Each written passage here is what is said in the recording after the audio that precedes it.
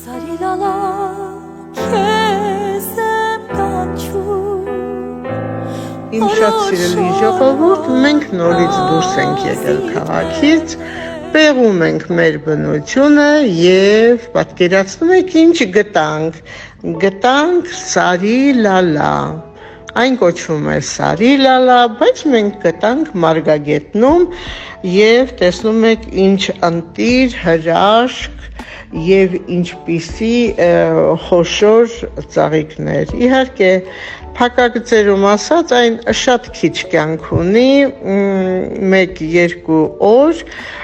եւ հիանում ես ընդհանրապես նրա գեղեցկությամբ եւ վերջանում է կա տարբեր գույների, սպիտակ, դեղի, նույնիսկ անգամ սև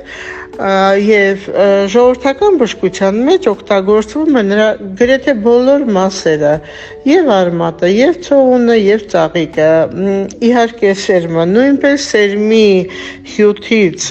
ցավազրկող են պատրաստում հանգստացնում է ցավը բայց այն մարդիկ ովքեր ունեն խնդիրներ մկանային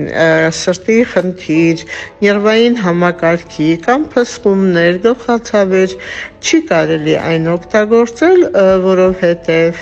մանավանդ երբ արյան ճնշումը ցածր է, այն կարող է խնդիրներ առաջանալ, այսինքն չընդունել օրգանիզմը։ Դրա համար իմ շատ սիրելի ժողովուրդ,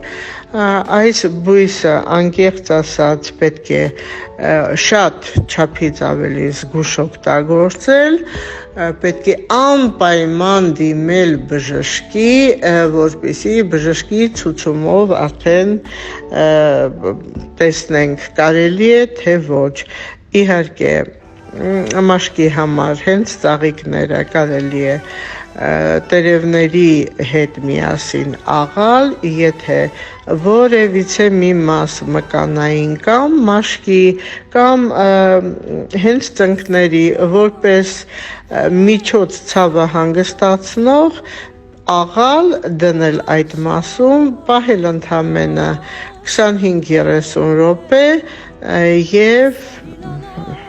կարելի է լվանալ խմելու պահով ես չեմ ուզում խորհուրդներ տալ ձեզ, որովհետև այն չափից ավելի կարող է վատ անդրադառնալ, որովհետև եթե օրգանիզմը չի ընդունում, ուրեմն այն մարդու համար համարվում է թույն։ Օգտագործեք